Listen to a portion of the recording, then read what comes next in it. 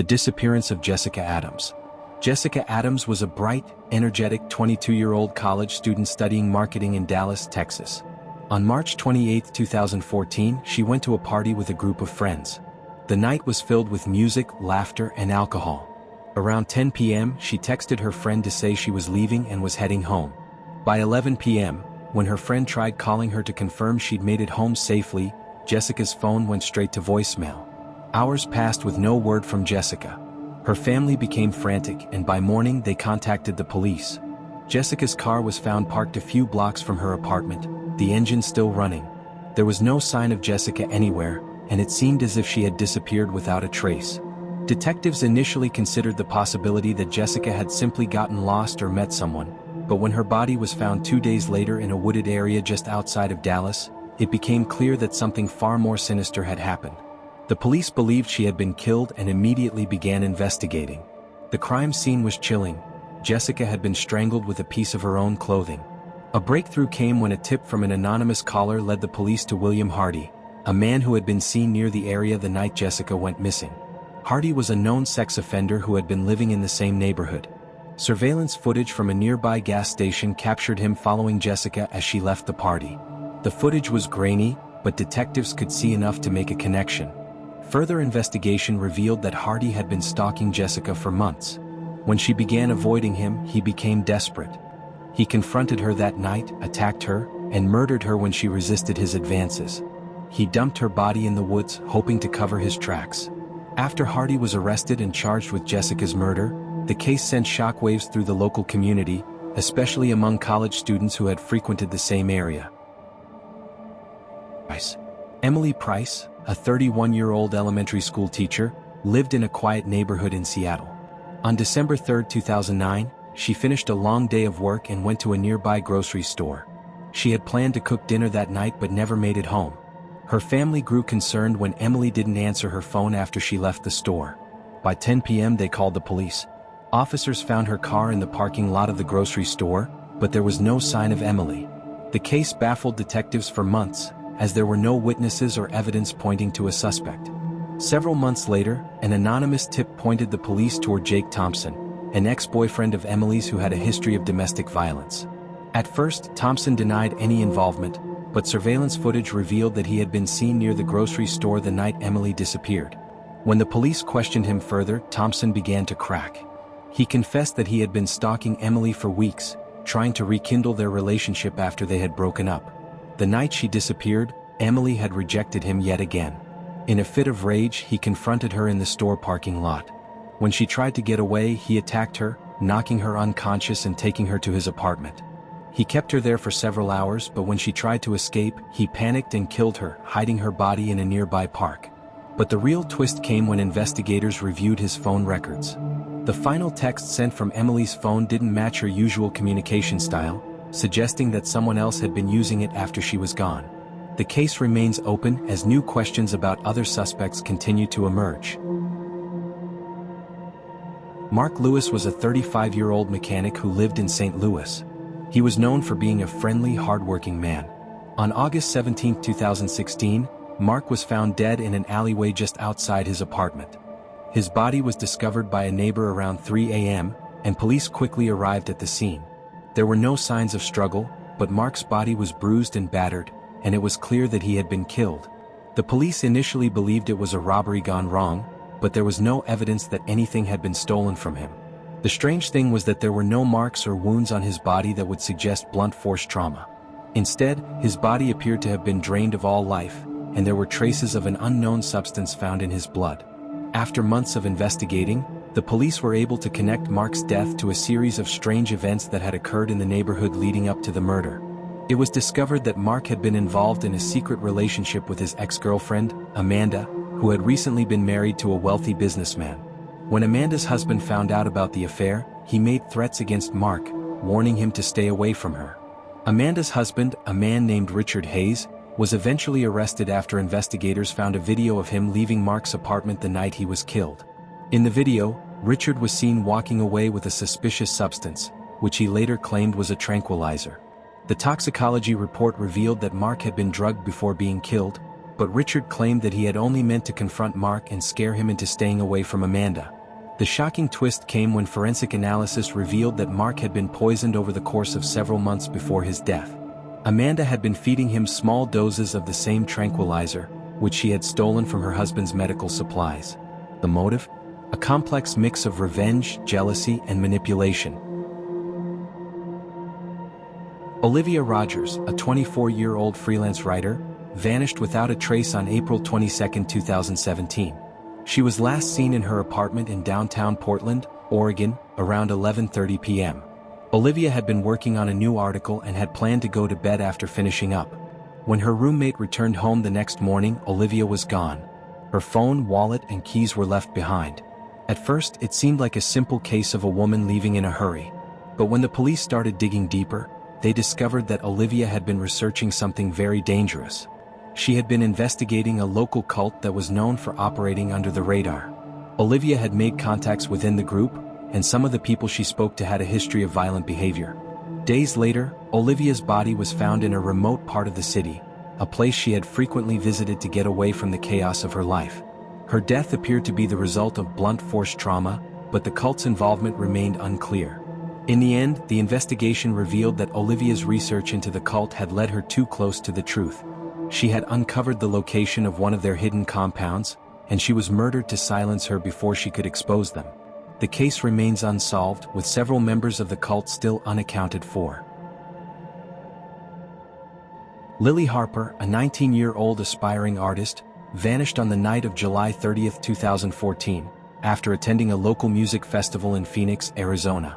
It was around 10 p.m. when Lily and her friends separated. She told them she was going to grab a drink at a nearby bar, but she never returned to meet up with them. The next day, when Lily's parents reported her missing, the police started their search immediately. They discovered that her phone had been turned off and that her social media activity had abruptly stopped after she left the event. Her car, which was parked a few blocks from the festival, had been left unlocked. Investigators found a disturbing clue at the festival grounds: a bag of art supplies that Lily always carried with her. It was found discarded near a secluded area. Security footage from the bar revealed Lily talking to a man she had never been seen with before, but she didn't appear to be in distress. A week later, Lily's body was found in a nearby park, the victim of a brutal attack. Her art supplies were scattered around her body, and the crime scene suggested that she had been stalked. The police eventually discovered that the man Lily had been speaking with at the bar was a local artist named David Blake. David had been obsessed with Lily's work and had approached her multiple times at the festival. When questioned, David denied knowing anything about her disappearance. But the chilling twist came when the police learned that David had been living in the park for months, struggling with mental illness. His obsession with Lily turned deadly when she rejected his advances. David stalked her and ultimately murdered her in a fit of rage. He is currently serving a life sentence for her murder. Thomas Wiles, a 29-year-old high school teacher, went missing on May 18, 2015, after leaving work for what was supposed to be a casual dinner with friends. His last text, sent to his best friend at 7:30 p.m., said, "See you in an hour." By 8:30 p.m., his phone was found in a local park, abandoned and face down. There was no sign of struggle, no indication of foul play at first. Thomas's disappearance baffled the police for weeks. Surveillance footage showed him walking out of the school, but nothing after that. His car was found at the park, locked and untouched, but his keys were missing. His parents feared something darker was at play. Thomas had recently mentioned feeling paranoid, thinking someone was watching him. In a twist that sent shivers down the spine of the community, Thomas's body was found in an abandoned building 3 miles from his car. He had been suffocated, but there was no evidence of a struggle or robbery. It wasn't until detectives looked into his past that they found a connection: a former student, Lucas Morgan, who had been in trouble with the law for stalking. After weeks of investigation, it was discovered that Lucas had been obsessed with Thomas, failing his class the previous semester. When Thomas attempted to confront him, Lucas believed he was being targeted. The case took a shocking turn when it was revealed Lucas had lured Thomas to the abandoned building under the guise of an apology, then killed him in a fit of rage. Rachel Jones, a 27-year-old lawyer, was found dead in her luxury apartment on the night of July 22, 2016. She had been stabbed multiple times in the chest, but there was no sign of forced entry into her apartment. Her phone and wallet were untouched. It seemed like a personal attack, but nothing in Rachel's life pointed to anyone who might want to hurt her. Police soon learned that Rachel had been in the middle of a high-profile court case, defending a well-known criminal, Alexander Vance. Vance was facing serious charges of trafficking, and Rachel's aggressive defense tactics had earned her many enemies. Vance had been previously investigated for a series of violent crimes, and Rachel's aggressive representation made her a target. Surveillance footage from the building's lobby showed a man entering Rachel's apartment building the night of the murder, but his face was obscured. Days later, a witness came forward with information about a heated argument Rachel had with Vance earlier that day. The case took a dramatic turn when DNA evidence found on Rachel's body matched Vance's. It was revealed that Vance had orchestrated Rachel's murder, fearing she would be the reason he was sent to prison. In an emotional trial, Vance was convicted of first-degree murder and sentenced to life without parole. Banks. Ellie Banks, a 19-year-old college student from Arizona, was last seen leaving her apartment on August 13, 2017. She was heading to the library to study for an upcoming exam.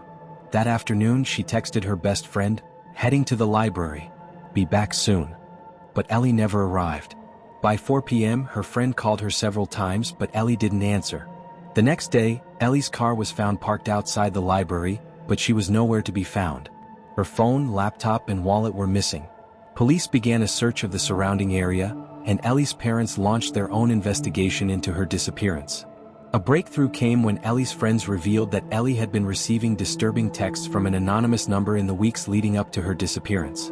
The text messages were cryptic, asking her where she would be and making strange references to her past. The case went cold for several months until a disturbing revelation surfaced. Ellie's ex-boyfriend, Sean Carter, had been stalking her after their breakup.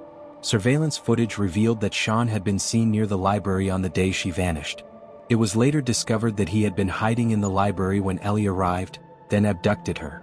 Ellie's body was discovered 2 months later in a secluded part of the desert. Sean had killed her in a fit of jealousy after Ellie tried to move on from their relationship. Sean was arrested and convicted, but the chilling text messages he sent remained a haunting reminder of the case. Sarah Anderson, a 33-year-old nurse, was found dead in her apartment in Brooklyn, New York, on February 9, 2018.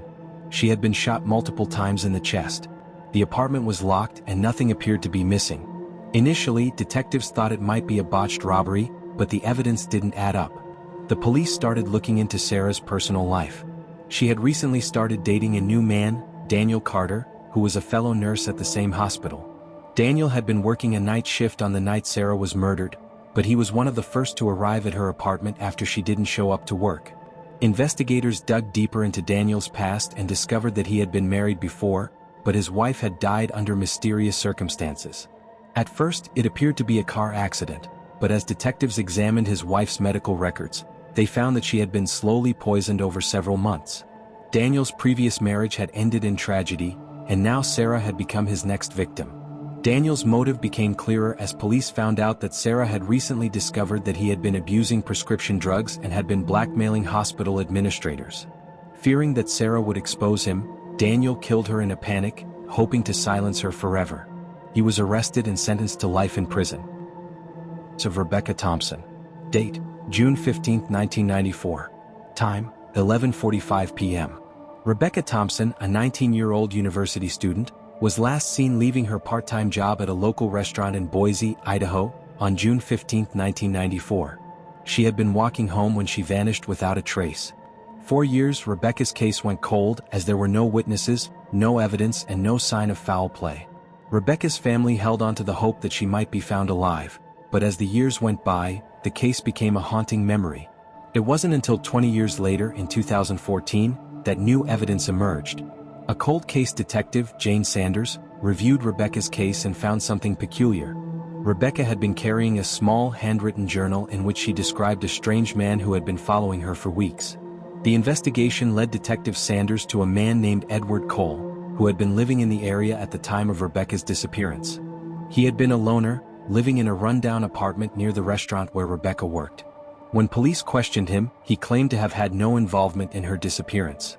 But the breakthrough came when the DNA collected from a hair strand found in Rebecca's jacket matched Edward's. It was discovered that he had been watching Rebecca, stalking her from a distance, and had planned her abduction for months. The chilling discovery of the DNA evidence allowed the authorities to finally bring justice for Rebecca. Edward was arrested and confessed to her murder. Lisa Davis, a 34-year-old marketing executive, was discovered murdered in her upscale apartment in Chicago on the evening of September 27, 2019. Her body was found in the living room, stabbed multiple times, and the scene was unnervingly neat. Nothing appeared to be out of place. Her purse, her phone, and her valuables were still in the apartment. There were no signs of a struggle, and the lock on the door was intact. The police initially believed it to be a robbery gone wrong, but the lack of forced entry and the way the apartment appeared raised suspicion. As detectives dug deeper into Lisa's life, they discovered she had recently ended a toxic relationship with a man named John Carter, a wealthy entrepreneur who had become increasingly possessive and aggressive after their breakup. John denied any involvement, claiming he had been out of town during the time of the murder. However, when detectives checked his alibi, it became clear that it didn't hold up. Surveillance footage showed John near Lisa's apartment complex the night she was killed, and the investigation uncovered a series of threatening texts he had sent her in the weeks leading up to her death. But the case took a strange twist when Lisa's best friend, Ashley, came forward with startling information. She revealed that Lisa had recently been working on a major business deal with a rival company, and the pressure had been mounting on her. Lisa had confided in Ashley about a mysterious person who had been stalking her online, sending her cryptic messages. The twist came when forensic evidence linked John to the crime scene, and it was revealed that he had been attempting to get back into Lisa's life by any means necessary. He had killed her in a fit of jealousy after finding out about her new business venture.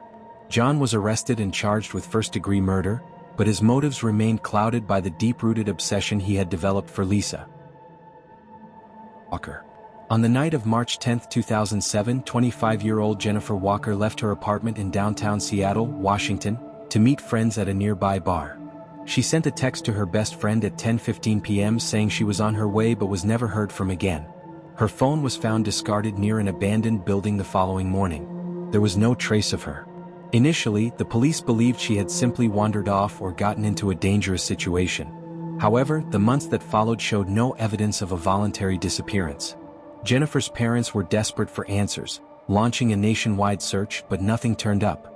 As years passed, the case grew cold. That was until 2012, when an anonymous letter arrived at the Seattle Police Department's cold case unit. The letter contained disturbing details about Jennifer's final hours, written by someone who claimed to have witnessed her abduction.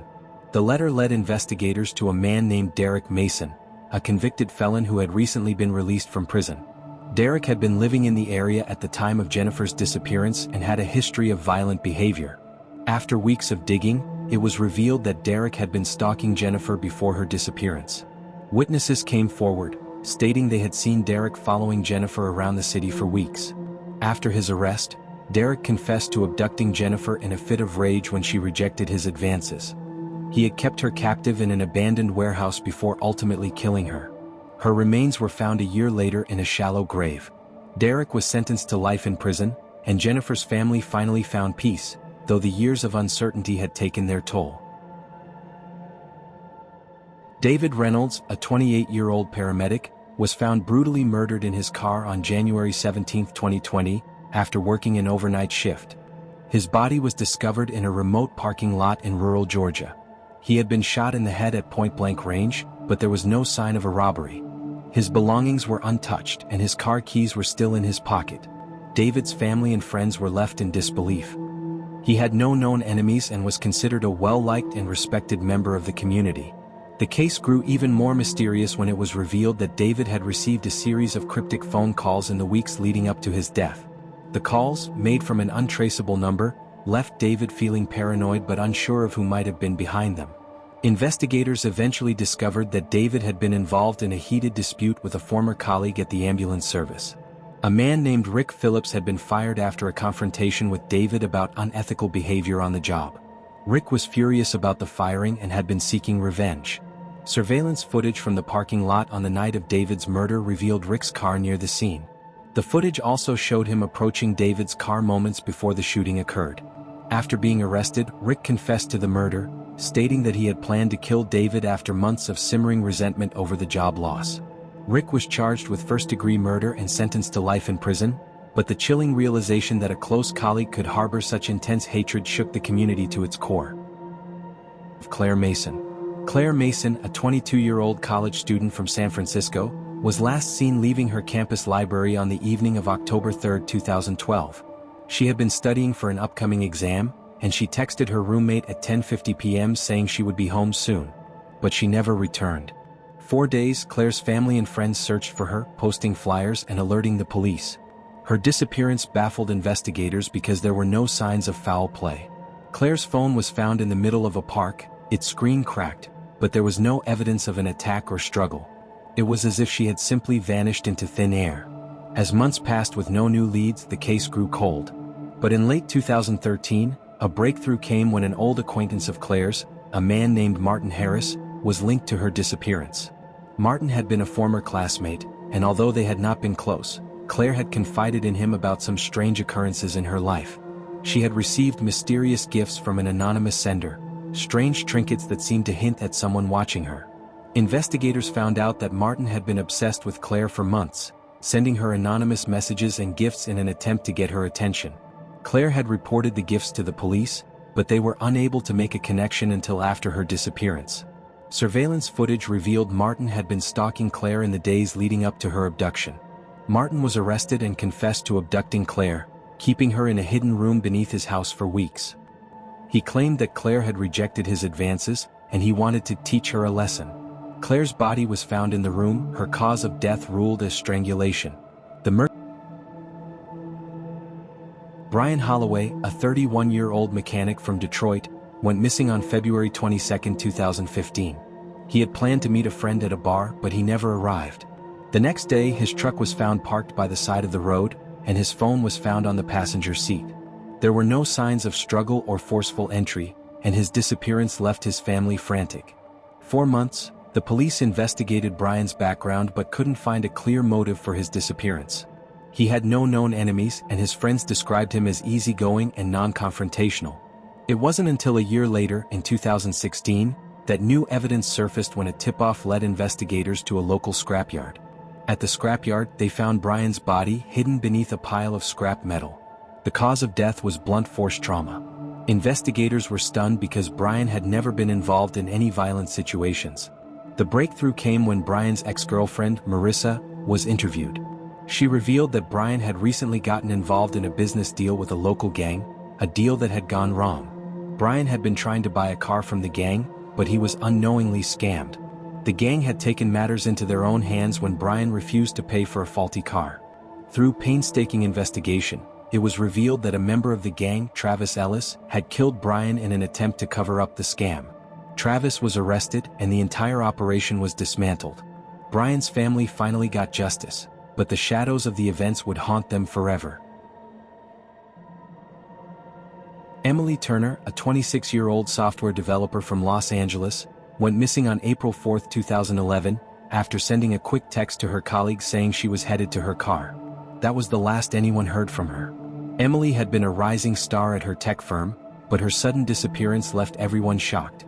For months, the police investigated Emily's life. They found no signs of foul play or suspicious behavior, and her personal belongings were left untouched in her apartment. It wasn't until 2012 that the case took an eerie turn. A social media post appeared, allegedly from Emily's account, saying she had disappeared to find herself. The post was out of character for Emily, and police began digging deeper into her personal life. They discovered she had recently begun an affair with a fellow developer, Jake Sullivan, who had been married at the time. Emily had expressed frustration about the secrecy and guilt surrounding the relationship, but she had never confided in anyone about leaving everything behind. Investigators soon learned that Jake was no longer with his wife, and Emily had been helping him with his divorce. He had recently inherited a large sum of money, but just weeks before Emily's disappearance, his business had hit a financial crisis, and he was desperate for a fresh start. Jake's alibi was shaky, and after much questioning, he admitted to being at the scene the day Emily disappeared.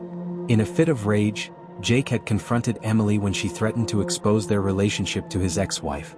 In a heated argument, he killed Emily, then staged her disappearance to make it look like she left voluntarily. Her body was later found buried in a remote part of the city. Jake was arrested, and while Emily's family finally got the closure they needed, They were left with the painful knowledge that Emily's death had come at the hands of someone she trusted. Don't forget to hit subscribe for more creepy and mysterious true crime stories.